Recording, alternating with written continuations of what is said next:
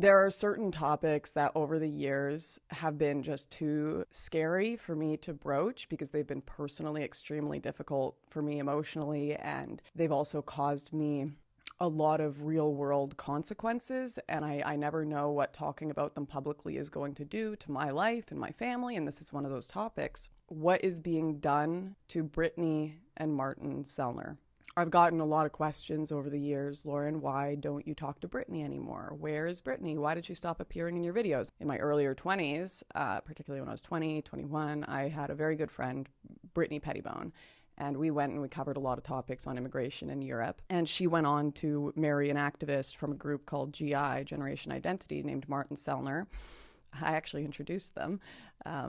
And they're very happily married with a child now. But this story is about how the government works and how they meddle in the lives of average citizens that they feel are not conducive to whatever political agenda is going forward. I have dealt with extreme psychological torment at the hands of the government for being friends with Brittani and Mартин.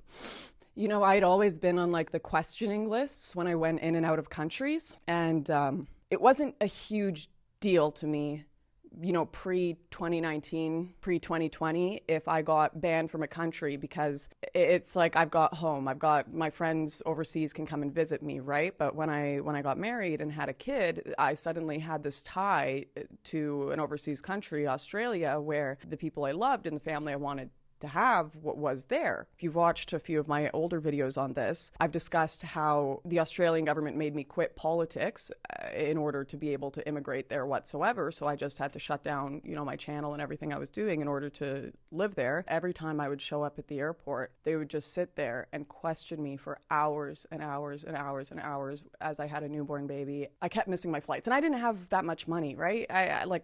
These are flights during COVID. They're costing $5,000 to $8,000 for these international flights because there's so few of them. And I don't have that kind of money to spend, right? It was horrific. All I'm wanting to do is ensure that, guys, I've quit politics. Please, just let me be with my family. Please let me see my family. And every time I would go through, they would have the same kind of similar set of questions. And a lot of them would be about Mартин and Brittani. They'd always ask me, when was the last time you spoke to Mартин and Brittani? When was the last time you spoke to Mартin and Brittani? I'm just begging them. I'm please, just let me see my family. I have some of the questions, do you maintain contact with either Brittani or Mартин Селлнер? And I made the grave mistake here of saying, well, I have, but it's been months, and only Brittani, but only via phone or text messaging. But believe me, it's only been about being married, having babies.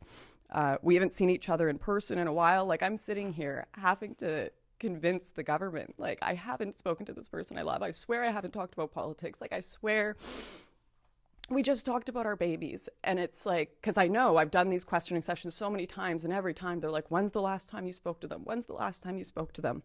And I came to a realization that I was going to have to convince these people, truly convince them that I was not in contact with Brittani and Mартин ever, if I was going to be able to see and be with my family.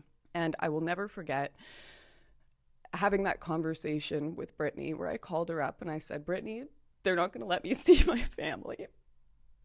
They're not going to let me see my family if we're still talking. We're going to just love each other from afar. And this was one of my best friends. Finally, after a certain period of time, when I was able to convince them that go through my phone, you can check, I haven't been talking to them. They started letting me travel again, but every time, still, for years and years after that, every time I traveled, I even remember coming back to see my family in Canada. They pulled me in, and they told me they weren't going, and it had been a year at that point. This was 2021. They told me, we're not going to let you see, you're not going to be able to take this flight. And mind you, I had already had 3-4 flights canceled. I had missed my grandmother's death. I was hoping to see her before she died.